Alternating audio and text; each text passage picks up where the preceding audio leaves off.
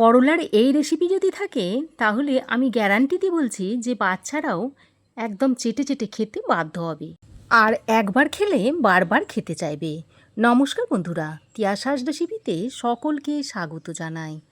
প্রতিদিনের মতো আজও আমি একটা নতুন রেসিপি নিয়ে চলে এসেছি, করলার ঝালের রেসিপি। আশা করছি রেসিপিটা আপনাদের খুবই ভালো লাগবে।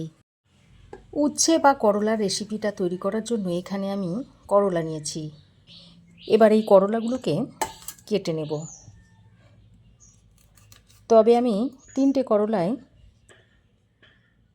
নেব না, এর থেকে 2টো করলা আমি রান্নাতে ব্যবহার করব আর বাকি একটা রেখে দেব, সেটা আবার পরে রান্না করব। তারপর করলাগুলোকে দুমুখ কেটে ফেলে দিয়েছি। এবার করলাগুলো এরকম একটু চাকা চাকা করে কেটে নিচ্ছি।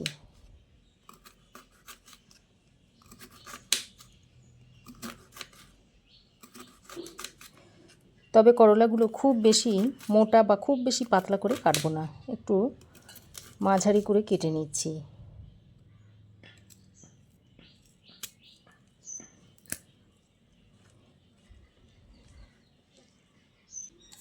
ওই একইভাবে আরও একটা করলাকে আমি কেটে নিচ্ছি।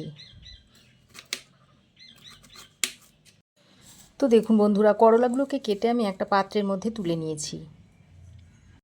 আর এই করলার মধ্যে যেগুলো দেখুন শক্ত শক্ত বীজ, সেগুলোকে ফেলে দিয়েছি। আর আপনারা চাইলে করলার বীজগুলো রেখেও দিতে পারেন না ফেলে। এবার আমি একটা পাত্রে জল নিয়ে নিচ্ছি। জলের মধ্যে 1 চামচ পরিমাণ নুন দিয়ে দিলাম, আর দিয়ে দিচ্ছি অল্প একটু হলুদের গুঁড়ো। নুন আর হলুদের গুঁড়োটা জলের সঙ্গে ভালো করে মিশিয়ে নিচ্ছি।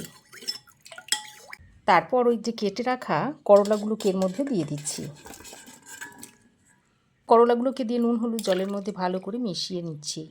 তারপর আমি এইভাবে 10 থেকে 12 মিনিট মতো রেখে দেব। তবে যদি আপনাদের হাতে বেশি সময় থাকে তাহলে আরও আধ ঘন্টা মতো রেখে দিতে পারেন। এবার আমি এই রেসিপিতে দেওয়ার জন্য একটা মশলা তৈরি করে নেব। তার জন্য একটা মিক্সিং জার নিয়ে নিয়েছি।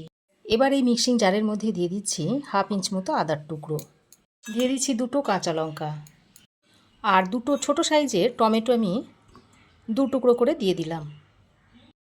এবার আমি এর মধ্যে দিয়ে দিচ্ছি অল্প কয়েকটা চিনেবাদাম। আমি চিনেবাদাম দিলাম, আপনারা কাজু বাদামও দিতে পারেন।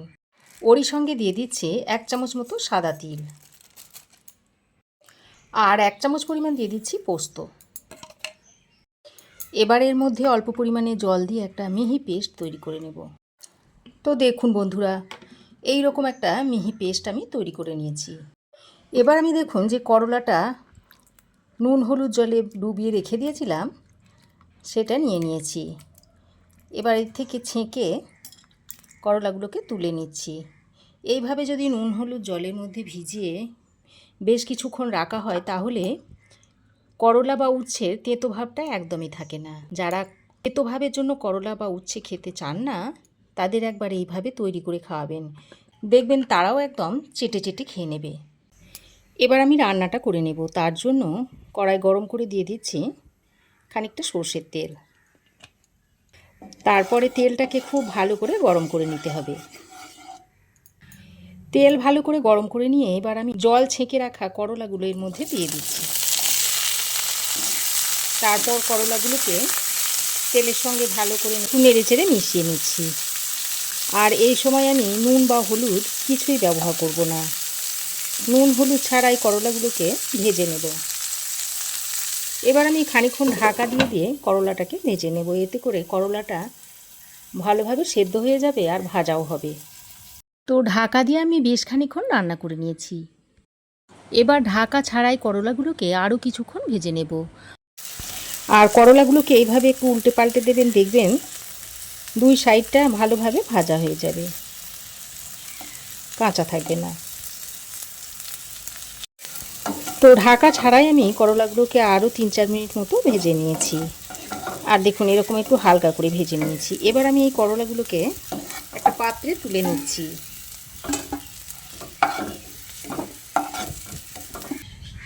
তো দেখুন করলাগুলোকে আমি এরকম করে ভেজে নিয়েছি, ভেজে তুলে নিয়েছি।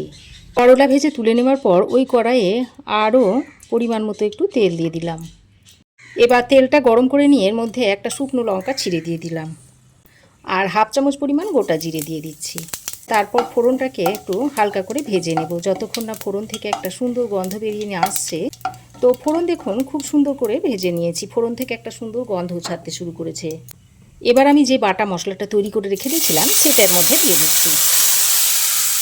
ওরই সঙ্গে মিক্সির বাটিটা ধুয়ে একটু জলও দিয়ে দিলাম। তারপর মশলাটাকে ভালো করে নেড়েচেড়ে মিশিয়ে নিচ্ছি। প্রায় 2-3 মিনিট মতো সময় ধরে মশলাটাকে একটু এইভাবে মিশিয়ে নিতে হবে, তাহলে মশলার থেকে আদা কাঁচা লঙ্কার গন্ধটা চলে যাবে। তো মশলা আমি দেখুন 2 মিনিট মতো ভালো করে কষিয়ে নিয়েছি। এবার আমি এর মধ্যে দিয়ে দিচ্ছি হাফ চামচ পরিমাণ হলুদ গুঁড়ো, আর দিয়ে দিচ্ছি হাফ চামচ পরিমাণ কাশ্মীরি লঙ্কার গুঁড়ো, অল্প পরিমাণে একটু ধনে গুঁড়ো দিয়ে দিলাম, আরও সামান্য পরিমাণ জল দিয়ে দিচ্ছি। তারপর এই গুঁড়ো মশলাটা দিয়ে আবারও বাটা মশলার সঙ্গে ভালো করে মিশিয়ে খানিকক্ষণ কষিয়ে নিতে হবে। তো খুব ভালো করে মিশিয়ে নিয়ে এবার একটা ঢাকনা লাগিয়ে মশলাটাকে 2-3 মিনিট মতো কষিয়ে নেব। তো ঢাকা দিয়ে আমি 2-3 মিনিট মতো মশলাটাকে খুব ভালো করে কষিয়ে নিয়েছি। দেখুন মশলা থেকে তেল ছাড়তেও শুরু করেছে। এবার আমি আরও একবার ভালো করে নেড়ে চেড়ে মিশিয়ে নিচ্ছি। আর বন্ধুরা, আমি সম্পূর্ণ নিরামিষভাবে আজকের এই রেসিপিটা তৈরি করে আপনাদের দেখাচ্ছি। তবে আপনারা যদি আমিষভাবে খেতে চান তাহলে এখানে পেঁয়াজ রসুনটা ব্যবহার করতে পারেন। তো ভালো করে নেড়েচেড়ে মিশিয়ে নিয়ে এবার আমি এর মধ্যে ভেজে রাখা করলাগুলোকে দিয়ে দিচ্ছি, আর সঙ্গে স্বাদ মতো নুনও দিয়ে দিচ্ছি। তারপর এই মশলার সঙ্গে করলা আর নুনটা দিয়ে খুব ভালো করে মিশিয়ে নিচ্ছি। আর এই সময় যদি নুনটা দেওয়া হয় তাহলে করলার মধ্যে খুব ভালোভাবে নুনটাও মিশে যাবে। আর এমনভাবে এটাকে মিশিয়ে নিতে হবে যেন মশলাটা করলার সঙ্গে একদম মিশে যায়। করলাটাকে খুব ভালো করে মশলার সঙ্গে মিশিয়ে নিয়েছি। এবার আমি এর মধ্যে ছোট কাপের 1.5 কাপ পরিমাণ জল দিয়ে দিচ্ছি। তবে এই রেসিপিতে খুব বেশি জলের ব্যবহার হবে না, কারণ রেসিপিটা একটু মাখো মাখো হবে। আর যেহেতু আমি করলাটা ভাজার সময় 80% মতো কুক করে নিয়েছি, তাই খুব বেশি জলের দরকার পড়বে না। এই 1.5 কাপ মতো জলেতেই রান্নাটা ভালোভাবে হয়ে যাবে। তো জলটা দিয়ে খুব ভালো করে মিশিয়ে নিয়েছি সব কিছুকে। এখন এটাকে ঢাকা দিয়ে 5 মিনিট মতো রান্না করে নেব। তো ঢাকা দিয়ে আমি 4-5 মিনিট মতো রান্না করে নিয়েছি। আর দেখুন করলা বা উচ্ছে দেখুন খুব সুন্দর সেদ্ধ হয়ে গেছে। তারপর আমি এর মধ্যে স্বাদের ব্যালেন্সের জন্য একটু চিনি দিয়ে দিচ্ছি। চিনিটা দিয়ে করলার সঙ্গে খুব ভালো করে মিশিয়ে নিচ্ছি। এবার আমি সবশেষে এর মধ্যে হাফ চামচ পরিমাণ ভাজা জিরের গুঁড়ো দিয়ে দিচ্ছি, আর অল্প পরিমাণ একটু গরম মশলার গুঁড়ো দিয়ে দিলাম। এবার এই ভাজা জিরের গুঁড়ো আর গরম মশলার গুঁড়োটা দিয়ে আবারও একসঙ্গে ভালো করে মিশিয়ে নিচ্ছি। আর এই ভাজা জিরের গুঁড়ো আর গরম মশলার গুঁড়োটা দেওয়ার কারণে এর থেকে একটা সুন্দর গন্ধ বেরোচ্ছে। বন্ধুরা, একবার তৈরি করে দেখবেন, তাহলেই বুঝতে পারবেন। তো ভালো করে নেড়েচেড়ে মিশিয়ে নিয়েছি। এবার গ্যাসের ফ্লেমটাকে বন্ধ করে ঢাকা দিয়ে আমি কিছুক্ষণ স্ট্যান্ডিং টাইমে রেখে দেওয়ার পর আপনাদের সার্ভ করে দেখাচ্ছি। আর এটা দেখতে দেখুন কতটা লোভনীয় হয়েছে। আর এরকম একটু শুকনো শুকনোই হবে। এবার এটা আপনারা গরম গরম ভাত, রুটি, পরোটা সব কিছুর সঙ্গে সার্ভ করে দিতে পারবেন। তো বন্ধুরা, আমার এই আজকের সম্পূর্ণ নিরামিষ করলার রেসিপি আপনাদের কেমন লাগলো অবশ্যই একটা কমেন্ট করে জানাবেন। ভালো লাগলে একটা লাইক ও শেয়ার করবেন। চ্যানেলে যদি নতুন হয়ে থাকেন তো প্লিজ চ্যানেলটাকে সাবস্ক্রাইব করে দেবেন। আজ এ পর্যন্তই, আবার দেখা হবে নতুন কোনো রেসিপি নিয়ে নেক্সট এপিসোডে। সে পর্যন্ত ভালো থাকবেন, সুস্থ থাকবেন। ধন্যবাদ।